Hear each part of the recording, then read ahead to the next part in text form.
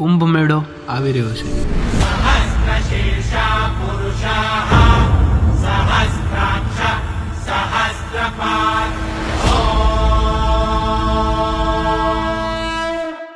આ વખતેનો કુંભ મેળો દર વખત કરતા અલગ છે, કારણ કે આ વખતેનો મેળો મહાકુંભનો મેળો છે, જે 144 વર્ષ પછી થઈ રહ્યો છે. કુંભ મેળો એટલો પ્રખ્યાત કેમ છે એના વિશે તમે કદાચ નહીં જાણતા હોય. ગિનિસ બુક ઓફ વર્લ્ડ રેકોર્ડમાં પણ કુંભ મેળાનું વર્ણન છે, કારણ કે આમાં દુનિયાના સૌથી વધારે લોકો ભેગા થાય છે. 2019માં પ્રયાગરાજમાં અર્ધકુંભ મનાવવામાં આવ્યો હતો, ત્યારે 20 કરોડ લોકો ભેગા થયા હતા. વિચાર કરો કે કરોડો લોકો જે એકદમ અજાણ છે છતાં એક સરખી આસ્થા લઈને એક જ સ્થળે આવે છે. આ હિન્દુત્વનું એક અનોખું ઉદાહરણ છે. તો ચાલો આજે કુંભ મેળાનો ઇતિહાસ જાણીએ. પૌરાણિક કથાઓના ઇતિહાસ પ્રમાણે કુંભ મેળાનો ઇતિહાસ સમુદ્ર મંથન સાથે જોડાયેલો છે. સમુદ્ર મંથન વિશે કદાચ તમે ક્યાંક વાંચ્યું હશે કે જ્યાં દેવતાઓ અને અસુરો વચ્ચે મંથન થયું હતું, જેનાથી અમૃતની પ્રાપ્તિ થઈ હતી. અને આપણે એક વાર્તાના રૂપમાં સમજીએ. એક વખત દુર્વાસા ઋષિએ દેવરાજ ઇન્દ્રને શ્રાપ દીધો. मैं ऋषि दुर्वासा श्राप देता हूं कि तीनों लोग श्रीहीन हो जाएंगे.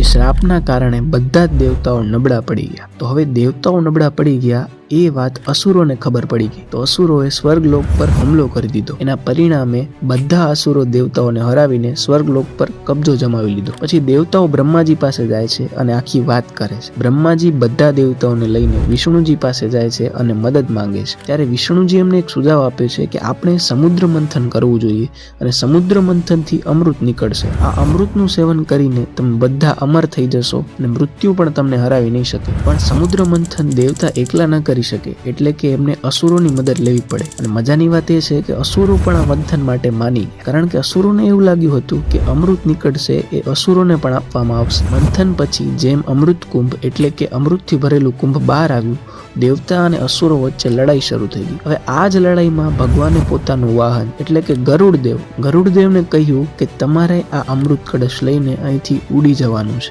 હવે જ્યારે ગરુડદેવ એ કળશ લઈને જઈ રહ્યા હતા, ત્યારે એમાંથી અમૃતના 4 ટીપા 4 જગ્યાએ પડ્યા. એમાંથી પહેલી જગ્યા હતી હરિદ્વાર, બીજી ઉજ્જૈન, ત્રીજી નાસિક અને ચોથી પ્રયાગરાજ. ત્યારથી આ 4 જગ્યાઓ મહાતીર્થ બની જાય છે. અમૃતની પ્રાપ્તિ કરવા માટે દેવતાઓ અને અસુરો વચ્ચેની આ લડાઈ 12 દિવસ સુધી ચાલી હતી, જે માણસ જીવનના 12 વર્ષ સમાન છે. કુંભ મેળાનો વિકાસ ભારતની જૂની પરંપરાઓમાંથી નીકળીને આવે છે. આપણે સમજવા માંગીએ તો કુંભ મેળા જેવા મોટા સંમેલનનો ઉલ્લેખ 19મી સદીમાં જોવા મળે છે. અને એનાથી પણ પહેલા જો આ સંમેલનનો આધાર કહીએ તો માઘ સ્નાનના પર્વો થતા, જેમાં લોકો નદીઓમાં સ્નાન કરતા, જેથી એ પોતાના પાપ ધોઈ શકે અને મોક્ષની પ્રાપ્તિ કરી શકે. ઋગ્વેદ જેવા પ્રાચીન ગ્રંથોમાં સમુદ્ર મંથન અને અમૃતની વાતો છે, જે આપણને આ ઉત્સવના આધારને સમજવામાં કામ લાગે છે. જો આપણે આગળ વધીએ તો ગુપ્ત શાસન અને મૌર્ય શાસનના સમયકાળમાં પણ આપણને કુંભ મેળાનો ઉલ્લેખ જોવા મળે છે. સમયની સાથે કુંભ મેળો એકતા અને આધ્યાત્મિકતાનું પ્રતીક બની ગયો. આ સંમેલનમાં ઘણા બધા સંત, સંન્યાસી અને ભક્તોનું સંગમ થવાનું શરૂ થઈ ગયું. પહેલા જણાવ્યું તે મુજબ કુંભ મેળો 4 પવિત્ર સ્થળો પર થાય છે. પહેલું સ્થળ છે પ્રયાગરાજ. પ્રયાગરાજ ત્રિવેણી સંગમ માટે જાણીતું છે, જ્યાં 3 પવિત્ર નદીઓ મળે છે, ગંગા, યમુના અને કાલ્પનિક સરસ્વતી. બીજું સ્થળ જ્યાં કુંભ મેળો થાય છે એ છે હરિદ્વાર. અહીંયા પવિત્ર ગંગા નદી પહાડોની નીચે ઉતરી આવે છે, જ્યાં લોકો ગંગા સ્નાન કરે છે પોતાના મન અને આત્માની શાંતિ માટે. ગંગા નદી સિવાય હરિદ્વાર પોતાની શાંતિ અને આધ્યાત્મિકતા માટે પણ જાણીતું છે. પછી ત્રીજું સ્થળ આવે છે નાસિક. નાસિક ગોદાવરી નદીના કિનારે આવેલું છે. અહીંયા પણ ઘણી બધી ધાર્મિક માન્યતાઓ અને પુરાણોની વાર્તાઓ જાણીતી છે. અને ચોથું કુંભ સ્થાન છે ઉજ્જૈન. ઉજ્જૈન શિપ્રા નદીના કિનારે વસેલું શહેર છે, જેનું ધાર્મિક અને આધ્યાત્મિક ઇતિહાસ છે.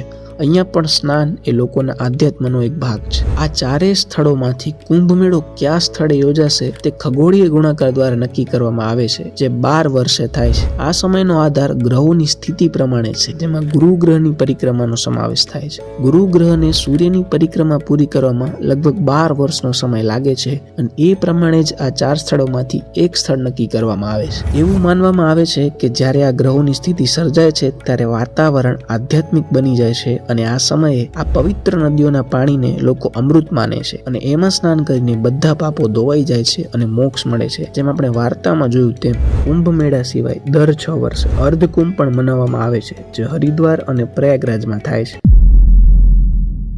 કુંભ મેળામાં શાહી સ્નાન થાય છે, ગંગા આરતી થાય છે, હવન પૂજન થાય છે અને સાથે સાથે પિંડદાન પણ કરવામાં આવે છે. આની સાથે સાથે આ મેળામાં ઘણા બધા સંત સાધુઓ આવે છે, કથા કીર્તન પણ કરવામાં આવે છે. અલગ અલગ રાજ્યોના લોકો પોતાની સંસ્કૃતિ પ્રસ્તુત કરે છે, પોતાના લોકગીત, નૃત્ય અને કલાઓનું પ્રદર્શન કરે છે. જો આપણે કુંભ મેળાને આર્થિક રીતે જોઈએ તો કુંભ મેળા દરમિયાન લાખો લોકો એક જગ્યાએથી બીજી જગ્યાએ ટ્રાવેલ કરે છે, જેથી પરિવહન ક્ષેત્રને મોટા પાયે ફાયદો થાય છે, જે દેશની ઇકોનોમીનો જ એક ભાગ છે. 2019ના કુંભ મેળાનું આયોજન કરવા સરકારે 4,000 કરોડ રૂપિયાનો ખર્ચ કર્યો હતો, પણ આ મેળામાં જે આર્થિક કિંમત ઉત્પન્ન થઈ હતી એ હતી 1,20,000 કરોડ રૂપિયા. અને સાથે સાથે આ મેળામાં 6 લાખ લોકોને જોબ મળી હતી.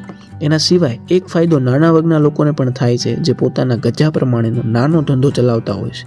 આ વર્ગ થોડાક દિવસોમાં એટલા પૈસા કમાવી લે છે કે જેટલા આખા વર્ષમાં પણ નથી કમાવી શકતા. અત્યાર સુધી તમને ખબર પડી ગઈ કે કુંભ મેળો કેટલી વિશાળતા ધરાવે છે. હવે આ વિશાળતાને કંટ્રોલ કરવા માટે જરૂર પડે છે એક સારા મેનેજમેન્ટની.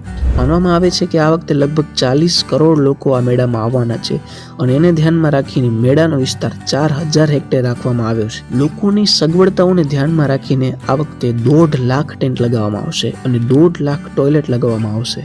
માનવામાં આવે છે કે આ કુંભ મેળો અત્યાર સુધીનો સૌથી મોટો મેળો થશે.